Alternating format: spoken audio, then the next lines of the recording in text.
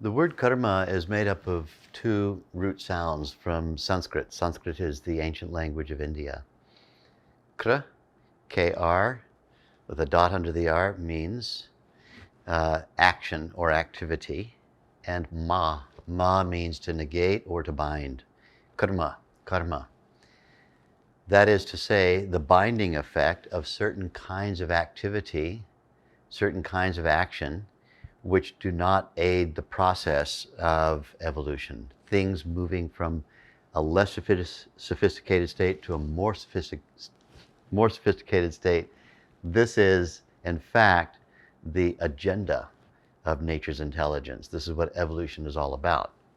We cannot move from less sophisticated to more sophisticated if there's no less sophisticated state. And so moving from something more basic to something more complex, not more complicated, more complex. Like, you take a watch and all the parts of the watch and lay them out on a table. There's 1,000 little parts. When you put them together in a highly sophisticated, integrated functioning, it becomes a sundial that can tell you any time of day or night where the sun is. That's what a watch is. And it's amazing. You do this, at least in this particular watch, and it winds itself. Doesn't even need a battery. Fantastic. That's sophisticated, highly complex, elegant. So nature is moving everything in the direction of elegant, integrated, sophisticated capability. That's what evolution is. That's why the current state of the human physiology is considered more sophisticated and more elegant than was the physiology when Homo sapiens was in its earliest stages of development, coming up off the knuckles into an upright stance.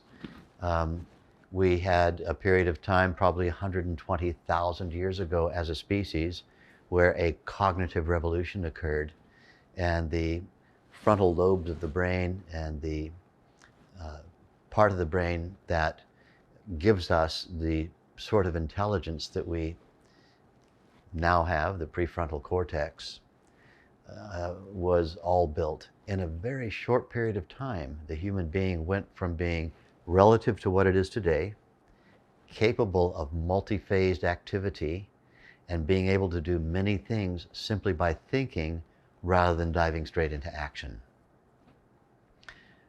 The invention of and discovery of round things that roll, the eventuality of discovering the principles of leverage, being able to move heavy weights just with a stick and another rock like that, rather than trying to move the rock just by brute force.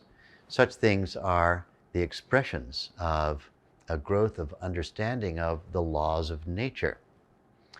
And so our human physiology, when moving in the direction of that ever-increasing sophistication, is operating under a phenomenon known in Sanskrit as kriya.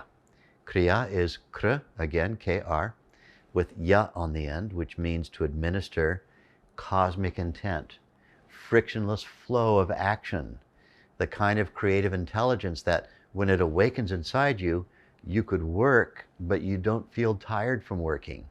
When nature is supporting everything, when one aha moment leads to another aha moment, and the mind and the brain and everything's just becoming more and more expansive by the moment. What is the opposite of that? I begin going down a track of something, some behavior that is not helpful to that agenda of nature. And when I go down that track, it becomes the track of karma. What does karma mean? Curbs are going to come in and restrict my latitude of function.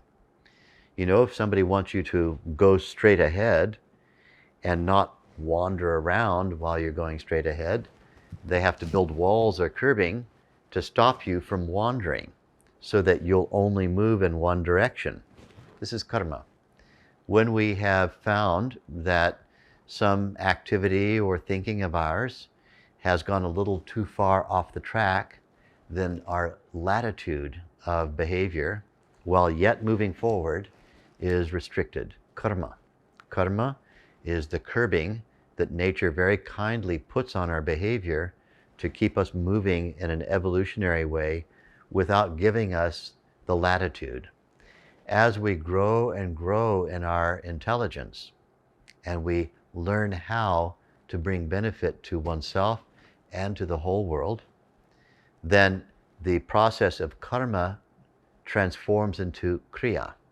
So just like a snowboarder going down the mountain, the fall line is one straight line, and the snowboarder can do this, back and forth across the line, because their overall direction is following the fall line.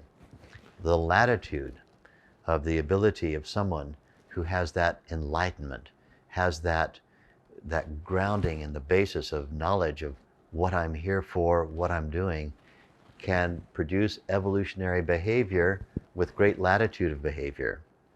Whereas someone who all they want is, I want this experience and it doesn't matter to me because my body life is limited and I'm going to die, so I have to get this in order to have a significant life, and I'm willing to cut off the interests of others, violate laws of nature so I can get a thing. Because when I have the thing, my life will be significant and I'll be significant. So long as that kind of mentality is ruling oneself, I'm limited time, I'm only a body, the body's going to die, I've got to get through my checklist, and I'll do anything to anyone or to nature in order to get it, a desperado, basically, karma is going to come and bind them to a more restricted evolutionary path. Whereas when we have that fundamental awareness driving our activity, that unified field awareness from inside, we're granted ever greater latitude. We can go at will along a circuitous path, but knowingly going in the direction of ever increasing sophistication. Everything we touch, everything we come into contact with, brings only more evolution to everyone and everything with which and with whom we're in contact. And so kriya is that which goes beyond karma. Karma, the old idea of karma, bad karma, good karma, there's something left over from the Judeo-Christian traditions that imposed themselves on India and which then reflected back to the West. There's good karma, there's bad karma. You're going to get, here's the good karma jar at the coffee shop. It's the tip jar. You want some good karma, put $1 in there. You'll get good karma from that. And so then people feel, I want good karma. I want good things to happen to me. I'll stick $1 in the good karma jar. I don't want bad karma because I littered. I did some littering. That's bad karma for me. Something's going to come along and administer some bad karma to me. These ideas really have no basis in any Vedic text that I've ever read, and I've read all of them. The idea of karma is an idea of a kindly governance and correction of basically out of control behavior to make sure that there's only a limited path forward.